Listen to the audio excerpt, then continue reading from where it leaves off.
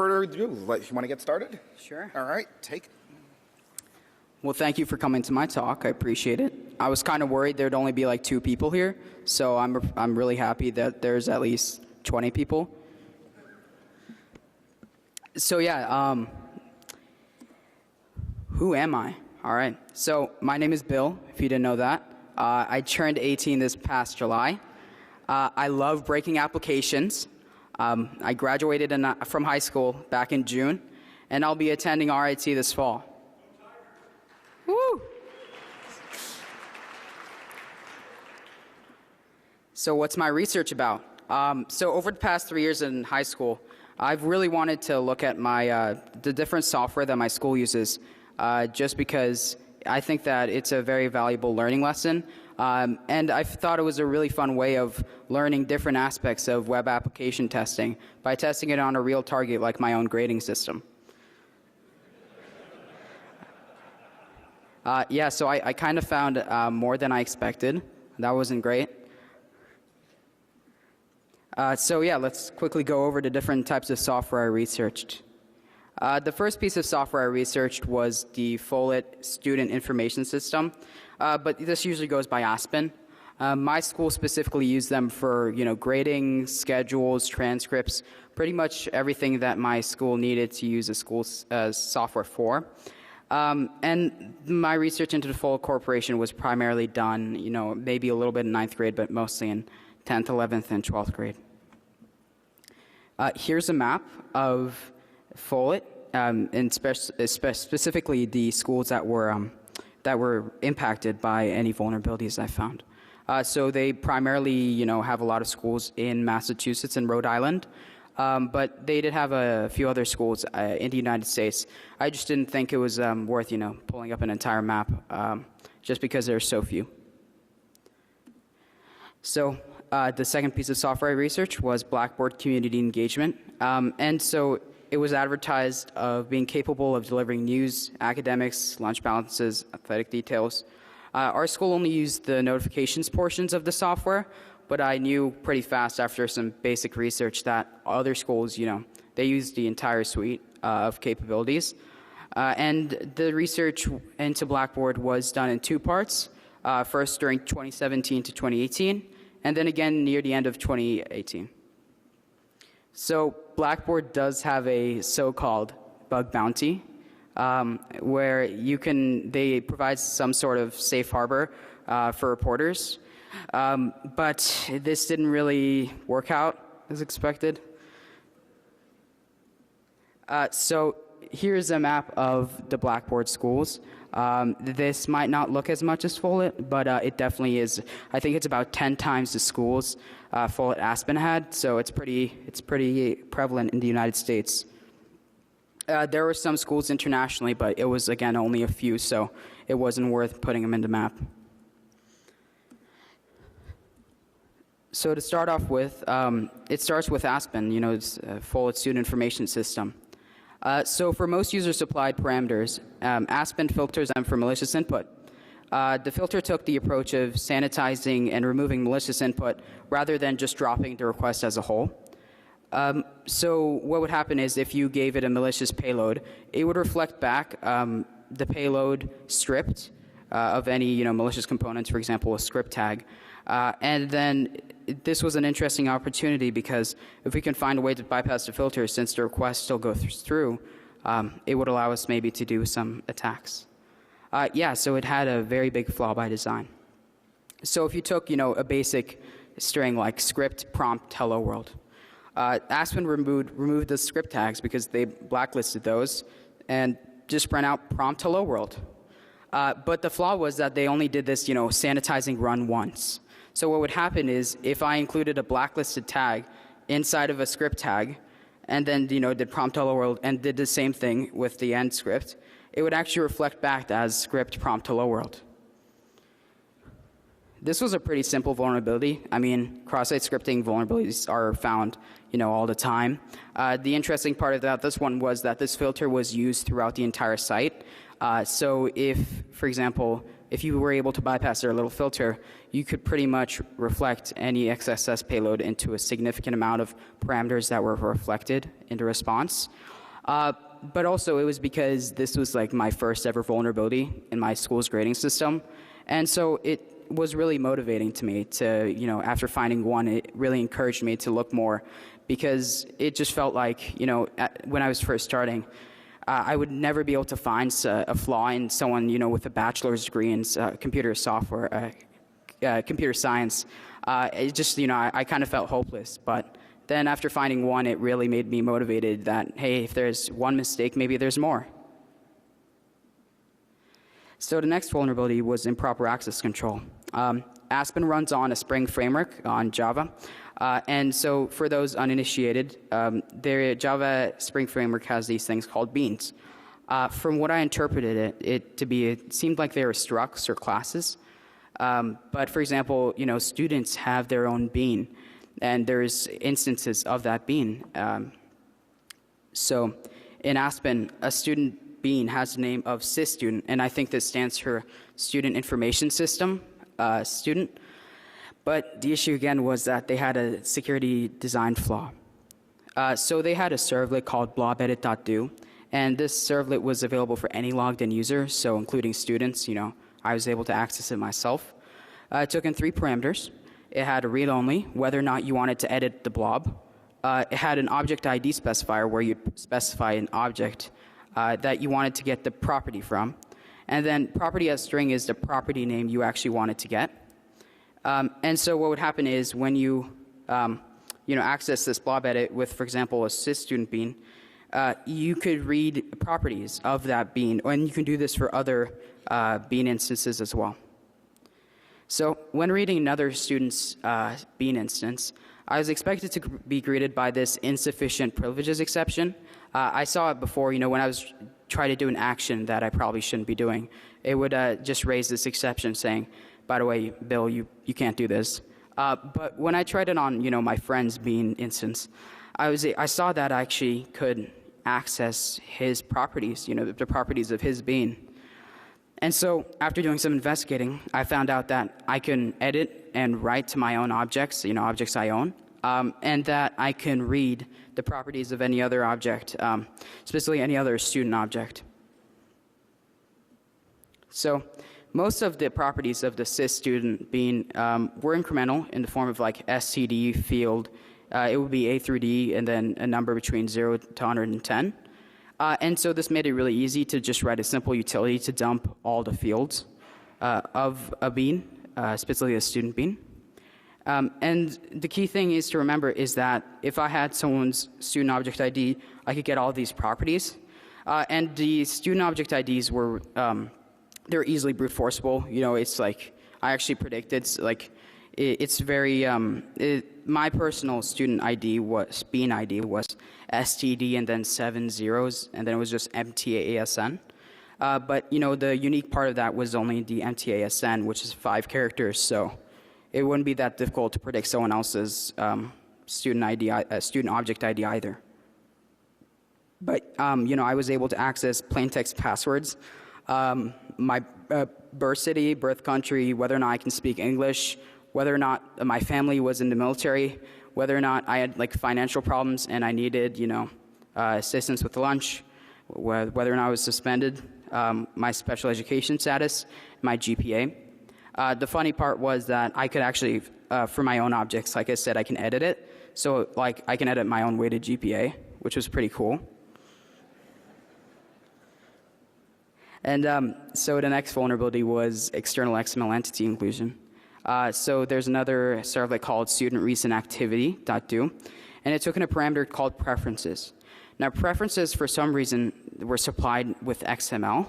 I don't know why they did that, but basically, there'd be a preference set that would be passed in, and different preferences you wanted to update.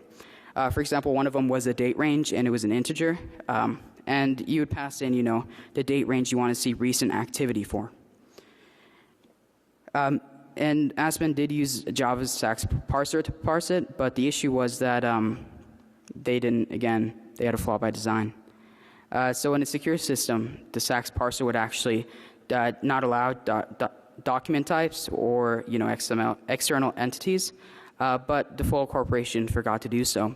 So I was able to send my own XML payload where I could grab file content from a system, file path. I could say like file : // password, and it would reflect back in the date range what I'd be setting for the date range preference. So Aspen actually had very verbose error messages. Like whenever you tricked the server into doing something, it would like print out a full stack trace of what happened. So it was pretty simple. When like I inputted file content for a date range, it would try to parse it as an integer. But file content's probably not going to be just a number. And so what would happen is it would say, hey, I can't parse this thing as an integer, and end up actually reflecting the file content in the response. So this was nice because I didn't have to send my file content over to like a remote server, which was a little bit complicated because of their internal firewall they had. But I made a small utility that allowed me to dump files, and I found out that the Tomcat user, I had access to anything the Tomcat user had access to. And having this, file system access was really dangerous for them because it seemed like a lot of instances of Aspen were running on this one server. So the next vulnerability was a pretty straightforward local file inclusion. And how this worked was whenever you processed the result of a tool, like a schedule tool or a grade tool, you'd be redirected to toolresult.do. And this servlet took in a get parameter file name and another parameter called download. So after running a tool, so you say like or attempting to download a file using something that was generated by a tool, you'd be redirected. And so what you could do is actually use relative path escapes to escape. The file name would be something like studentschedule.pdf, and you can do // a couple of times to get to the root directory of the server, and then you could do /etc password. And this really well complemented the previous vulnerability because what it allowed me to do was access binary files. XXE, it has some trouble doing that. You can send it to remote servers, but it gets a little bit complicated there. And this allowed me to get access to any binary files too. So it was a really neat vulnerability there to complement the previous one. So transitioning to Blackboard, I found some interesting pages while doing some subdomain scans. Two of them, the app manager and msupport subdomain, looked interesting because I found out that they were running a little bit outdated version of Django, but nothing too serious like critical remote code execution. But whenever I went to a page that didn't exist, I saw this neat verbose message saying that the page was not found, and it also told me what other, what regexes I could use to match a page on that root directory. And so I noticed that it said at the bottom, you're seeing this because debug is set to true. So what Blackboard had done is, conveniently left debug set to true on two subdomains, the app manager and msupport subdomain. And so when I did some research into Django debugging, it apparently turns out that leaving this enabled is quite a serious issue because of how much Django prints out. So it turned out, whenever you have an exception by code, it'll be really nice and actually print out the metadata for that code. So it would print out, whatever server, the settings that were running for that server instance. So the way I actually caused an error by code would be by using these two brackets. And what it would do, it would tell the server, hey, I'm passing in an array. And since it was expecting, not an array, just a normal value, it would throw an exception because it was trying to read a value that was an array, and it wasn't expecting that. And so when an exception occurred, it would print out, all the metadata. And I found a lot of interesting stuff inside of that metadata. In the app manager subdomain, the metadata included the Jenkins instance URL and an active API token to this Jenkins instance. This Jenkins instance was accessible to the public, meaning that I didn't have to go through their internal firewall or a network to get to it. I had unrestricted API credentials to Blackboard community engagement. They had an API user that I think had access to pretty much all schools that were on the Blackboard instance. And I got admin credentials for msupport subdomain, and interestingly enough, I found 27 credentials to Apple's provisioning service. And, these were 27 different districts. I think, the subdomain suggested that, app manager that these were school apps and school accounts for publishing apps to the App Store. And so it was interesting to see, though, all this stuff just returned by metadata and the settings for the server. From the mSupport subdomain, I found out that the metadata included database credentials for pretty much every database Blackboard Community Engagement had, admin credentials for the App Manager subdomain, and Jenkins credentials, not an API key, but an actual user credential. Fortunately for Blackboard, the databases were behind an internal firewall, so an attacker couldn't just go and connect to it directly. But it was really interesting to see the passwords because, let's just say they weren't very secure. One of them was like Romania, but with an @ for the A.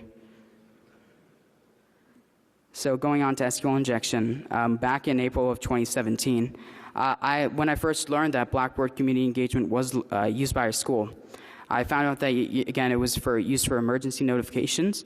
And when I logged in, I could see that I had my cafeteria balance on there.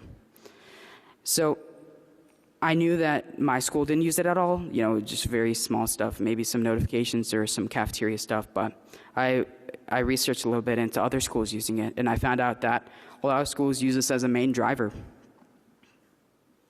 So at the time I actually started looking at Blackboard, I think it was mid to late 10th grade. It was, I barely knew anything. I knew a little bit of SQL injection, a little bit of cross-site scripting, but I was still very much a beginner. And so I wanted to try to find a vulnerability on this because I knew that there was a lot of schools using this software. My method of finding vulnerabilities was, really inadequate and unprofessional. It was just looking at pages I saw in Chrome Web Tools and trying to mess with the parameters. I saw this error message a lot, but unlike Aspen, Blackboard didn't have verbose error messages, so I didn't know what was going on, whether or not, it was an SQL error or it was just some random code error, like maybe it was expecting a type of input that I didn't give. But what I tried to do is, for parameters that responded to characters commonly used in SQL injection, like, apostrophe, double quotes, what I tried to do is I tried to put them through SQL map. So for the two people in here who don't know what SQL map is, it's basically a tool that you can use to automate SQL injection. And you give it a parameter and URL, and it'll actually test the website for you automatically, or that specific URL. It won't scan an entire website for you, but it can really help you exfiltrate data and find any vulnerabilities that might not be as clear to a manual injection. So I was just starting in Infosec, and I barely knew anything, but I actually struck gold and got an SQL injection. In this case, it was Boolean-based blind, which actually was pretty good because time-based blind takes forever, to exfiltrate data, but Boolean-based actually let me, go mildly quickly with some multi-threading. So here's some very fun facts. In total, I found over 4 SQL injection vulnerabilities. Most of these SQL injection vulnerabilities were basic blind SQL injection and parameters related to user ID numbers. One of the SQL injection vulnerabilities I found in late 2018 was on the same URL I reported and patched in early 2018. So what happened was in late 2018, in early 2018, what happened, I reported a page where there was a parameter vulnerable, but I guess I didn't look at the other parameters for that page. They patched that vulnerability, but then, in the second set of research, late 2018, I found that another parameter on the same page was vulnerable. So they basically patched this one parameter and, didn't even look at other source code that was on the same page. Before we can see what I was actually able to, the impact of the vulnerability of the SQL injection, I needed to do some recon. So 6 databases were accessible. I found that were the 2 interesting ones were a primary one and a backup one. And the other ones seemed to be, MySQL data, default data, databases, and there's a temp one that had nothing in it. The primary database had over 250 tables, and they had very concerning names for sure. So, basically what it seemed like was that I could access whatever the web server itself could access, what it requested. There didn't really seem to be that many restrictions. Specifically, the tables exposed include school attendance information, whether or not students showed up to class, bus information, how they get home, cafeteria status and payment history, enrolled courses and course history, whether or not they've ever been disciplined before, their grades, their progress to graduating, their photos, some immunization and vaccination information, library balance and history, course schedule, whether or not they linked any social media accounts, but I don't know any student that would, do that. I don't know why you would ever think that's a good idea. Their birthday, their hashed password, they use SHA-1. Yeah, CrackStation really helped with that. PIN numbers, the school uploaded documents, and contact information. So there's some more fun facts I'd like to share. There's over 5 million students and teachers in the system. I did this by counting the number of rows in the main, account table. There's over 34,000 immunization records.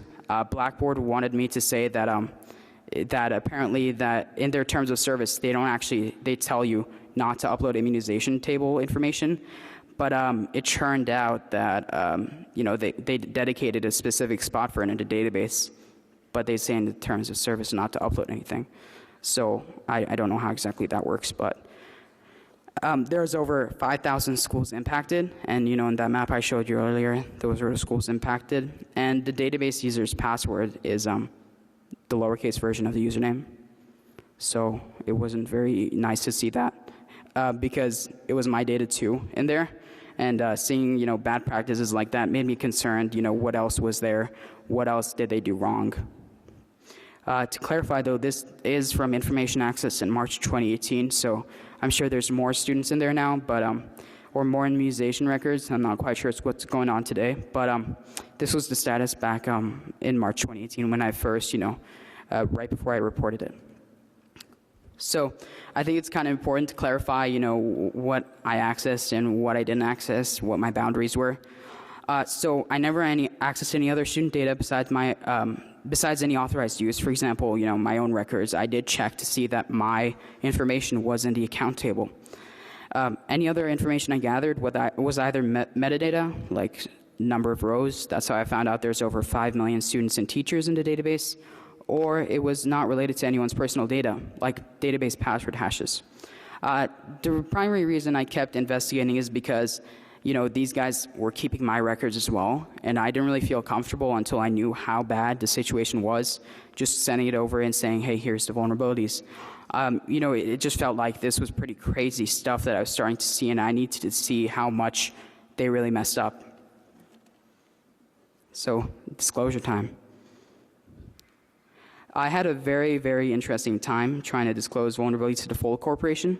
When I first found the XSS filter bypass vulnerabilities in 9th to 10th grade, I tried to reach out to Follett through my then school's district director of technology. That pretty much led nowhere. They weren't able to get a clear answer back from Follett. As I, discovered the improper access control vulnerabilities, one of them stuck out to me. There was a vulnerability that allowed me to add a group resource to the group resources section. So Aspen has this group resources section where the school can upload helpful links and information, maybe the student handbook or, back to school information. And so I found out that part of the improper access control vulnerabilities was that I can add my own group resource. So this meant I can add, text and share it with what I thought was all students. So being an immature 11th grader, what I immediately did was I made a group resource and sent it out to everyone saying, yeah, Follett didn't really care about security. Yeah, so I just, I did a little prompt document.cookies down there. And what would happen is whenever you logged into Aspen, you'd see this on the bottom of your screen. Yeah.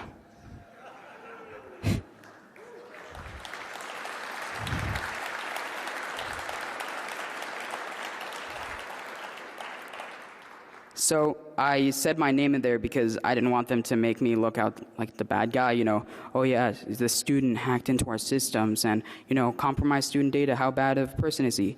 And so what I did was, I included my actual name in the message, and I told them, if they want to take it down, just come straight to me. But what happened was I thought it would go to all students. It actually went to everyone in my district. So yeah, apparently the director of technology got pulled out of their meetings and wasn't that good. This is a screenshot from my own phone, and I actually got a notification saying, "Hey," from me. So the school wasn't really happy about it. I can understand. I only got off with a 2-day suspension, and I was able to convince them that I didn't violate the acceptable use policy. Yeah, that's a big...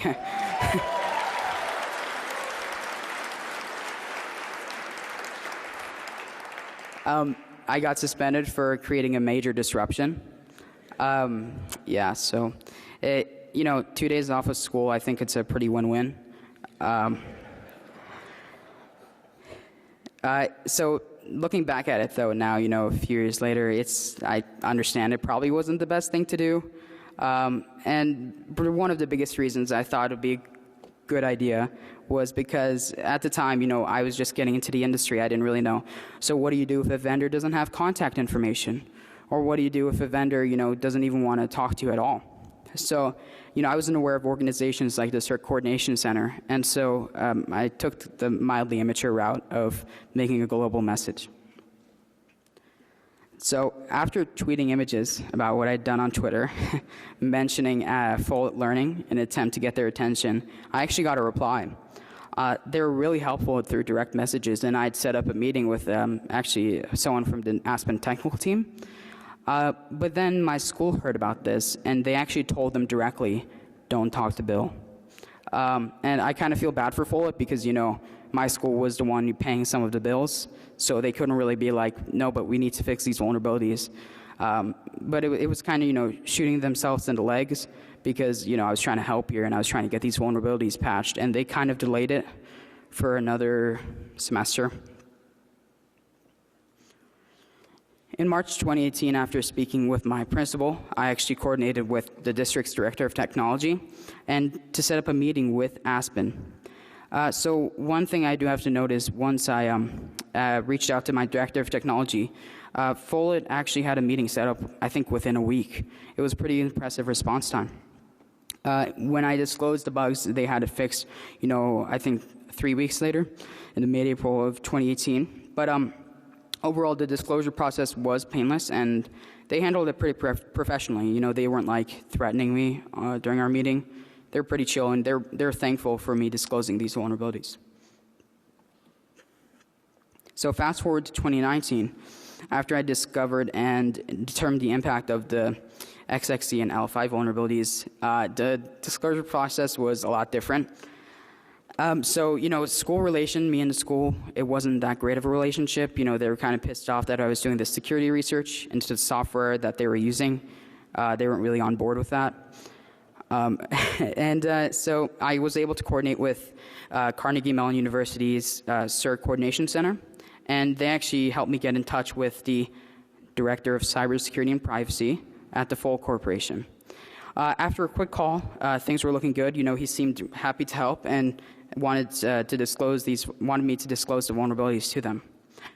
He's told me he was going to set up a meeting with the Aspen development team. It might take a little bit, but and I told them that specifically I didn't want to work with my school because, like I said, our relationship wasn't that great. Understandably. So for a month, all I got was delays, still working on the process, trying to coordinate a time, please stay tuned.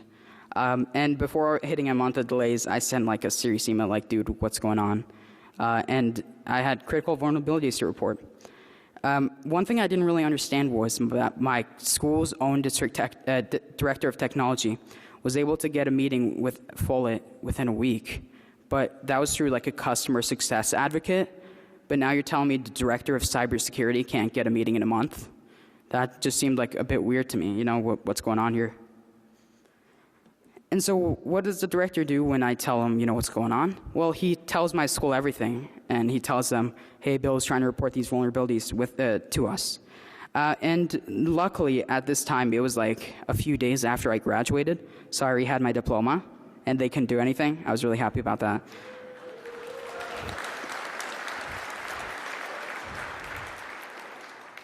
And so he contacted them, even though I told him not to. And the school basically banned all my accounts, even like unrelated email accounts. They were really unhappy about it. And so I was kind of tired of working with Wallet there. I just sent a PDF with all the vulnerabilities and said, here it is. If you want to fix them, fix them. If not, that's your deal. And so it actually, after I sent that PDF, they actually started paying attention and started working on fixes. This was fixed back in the end of July 2019, actually, right before DEF CON. So going to Blackboard, back in mid-2017 when I found my first SQL injection vulnerability, I sent a report to Blackboard's security email. And their initial reply was good. They're like, yeah, thank you so much for reporting this to us. We're going to do an investigation. We'll get back to you when we've completed it. After a month of no replies, I sent a follow-up saying, hey guys, what's going on? How's the investigation going? No response. Half a month later after that, I sent another email. No response. So yeah, I wasn't sure if I was just like losing it. Maybe I wasn't emailing the right email. This was 10th grader me, and I wasn't really used to vendors like leaving me on read. So yeah, I didn't really take it well. So what I did was I said, okay, here's how I can tell if I'm crazy or not. What if I attach a mail tracker? And so that's what I did. And it said, learn security, read your email 7 times. And so I got really mad at this, right? Because this is 10th grader me, like I think I was 16 at the time, and these guys were ghosting me. It didn't really feel good. It hurt my feelings, okay? And so now looking back at it, I was like, wow, am I really that bad back then? And this was definitely one of those moments. And so I just wrote an email completely calling them out, like, guys, I know you're reading my emails. Please respond to me. And yeah, it was kind of bad too because, this wasn't a paid bug bounty program, and it was kind of just, wasting my time, my research, etc. And of course, they read that one too. So when they heard about this, they wanted me to include a fund statement. So their response to this entire thing was, we're always working hard to improve. Sorry for ghosting you, Bill. And this is their wonderful, wonderful little statement they had me say. So I never heard back from that email again, but I didn't give up. After disclosing default vulnerabilities, I decided to try to continue my disclosures, and I wanted to work with my school back in March 2018. And I want to work with them to try to report the Blackboard vulnerabilities. So the issue was, a few slides ago when I was talking about all the databases, all the tables, how many rows there were, et cetera, I kind of was worried that, how are they going to take this? Did I break the CFAA? I didn't really know the law, but I knew that probably wasn't that cool what I did in the eyes of the court. So I said, hey guys, how about we negotiate a contract, something that would protect me from, hopefully prosecution. So they sent me an initial contract within a week. But then I read the first thing it said. It said, as of effective date, student agrees not to discuss with the vulnerabilities with any third party. And this was definitely a no-go for me. Because, by the way, this didn't go through because I couldn't be here if I signed this. And so their own security policy said that after the vulnerabilities were patched, you can talk about it. So this was pretty crazy for me. I was under a lot of pressure from both the school and my parents because my parents had to co-sign the agreement. I was only like 16 at the time. And, they were like getting worried as well, like, what are you getting me into, Bill? And so I compromised for the second revision where it says that I tell Blackboard everything access and the vulnerabilities themselves. I don't disclose the vulnerabilities until they've been patched. I send any publication 10 days in advance and comply with edit requests that can be so-called reasonably deemed as exposing Blackboard clients or end users to security threats. And Blackboard agrees not to pursue legal action as long as I don't disclose personal data about other students or other confidential information. So Blackboard indeed did read some of the slides you've seen today. Specifically, they saw the SQL injection galore slides, and they saw the disclosure part. And they didn't see the other set of vulnerabilities, like the subdomain stuff, because that was in the second set of research that I was doing. So after signing, disclosure was really stressful because the school, they didn't want to be in the middle of negotiations. I was kind of making, a big deal. I was like, guys, this is not a fair contract. Apparently the school's own lawyer said, oh, this is a fair contract. And it was for the school, but it wasn't really one for me. He wasn't really representing my interests. And they, like I said, they weren't really happy about it. But after we signed the contract and my parents signed it, it was pretty painless. I disclosed their vulnerabilities in the meeting. The school grilled them a bit on why they ghosted me. And the vulnerabilities ended up being patched in the end of 2018, April 2018. And so the next set of vulnerabilities, including even more SQL injection and the information disclosure bugs that leaked important credentials, was done with the help of the CERT Coordination Center at Carnegie Mellon University, their software engineering institute. And they got in touch with Blackboard through their security email, and we were able to work with them to patch the vulnerabilities. Something kind of fun was that I actually reported it anonymously, and Blackboard didn't know that I was going to disclose the CERT vulnerabilities until a week ago. So let's see what they think about that. It took a few months, but at the end of the day, the vulnerabilities were patched. The process isn't that difficult, and if you guys ever have any problems trying to contact a vendor, I strongly suggest you reach out to them because I think they might be able to help. So something kind of strange I noticed was that in October of 2018, I was trying to get a CVE for the vulnerabilities I found. And so I was trying to contact the CISO at the time, and when I emailed her, it said that this email didn't exist in their system anymore. So I Googled, I thought, maybe someone got a new CISO or something. And then I saw this job offer from Blackboard. And so the interesting part about this was that the CISO apparently left right after my vulnerabilities were disclosed and fixed. Something kind of interesting. But,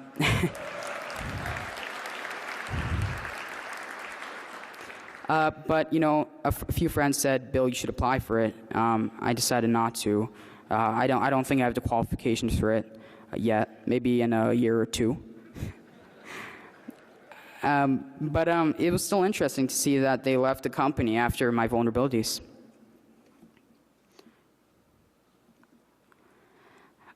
So to wrap up, a couple of suggestions for what we should do to prevent future incidents. First of all, no matter the company, schools should enforce companies to make sure that the products they use are safe. Schools have the most power here because they're the ones actually paying, the school software vendors, and so they have a lot of control about what the schools do and what the companies do and what the companies don't. In schools, I think that they should require third-party auditing of software where sensitive information is stored. It just, feels like when we take health data so seriously, but then we don't take the data of our own children as seriously. It just seems crazy to me because we're the next generation. I think we should hold companies accountable when negligent actions are taken. I hope the public does this with the revelation of my findings. And I think that we should understand where sensitive information is stored and not fall for marketing talk. Just because a company says, yeah, we take care of your data, doesn't actually mean that they take care of my data. So the reason I think this is such an important thing to take care of is because the next generation should be one of our number one priorities, me included. It just feels like children can't defend themselves. They don't know secure practices. They don't know how to make sure their data is being held in somewhere safe. And so I feel like parents and schools should be the ones making sure that children's data are actually being stored in a safe environment. I just can't believe we have so much regulation around health data, and we don't have nearly as much regulation around, school data or student data, especially because, it's the data of minors. We shouldn't expect them to have their own data, be in control of their own data. And so my question is that if a 16-year-old can find a breach affecting millions of students and teachers, what can a nation state find? Do you feel comfortable with foreign nations having the data of your children? I wouldn't. So some thanks, and they're very massively deserved, is to the Electronic Frontier Foundation, They've been incredibly helpful throughout my entire research process, and they offered me pro bono legal representation throughout the whole thing. The second thanks goes...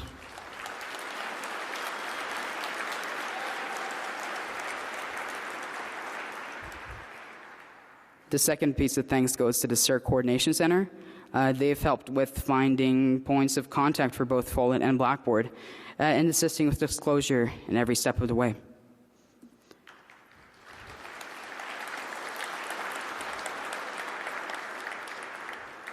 So I think we have a few minutes. If anyone has some dying questions they want to ask me, I think we can ask them.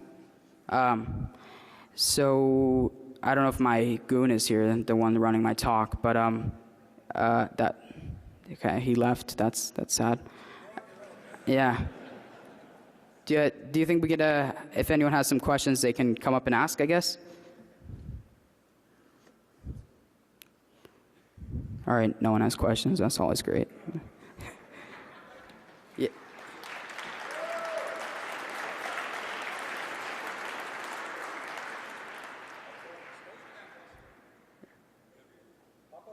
All right, come on.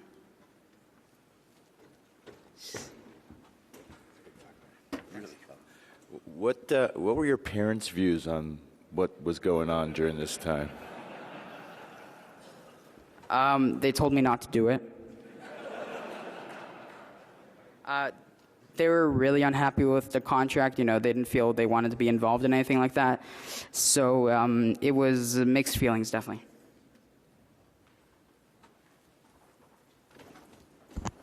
What are you going to do next? Start college, maybe break their software.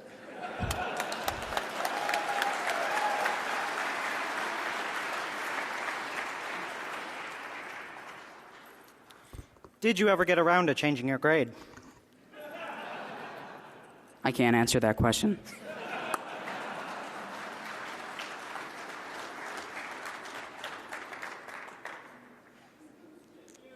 All right, well, thanks again for everyone coming out to my talk.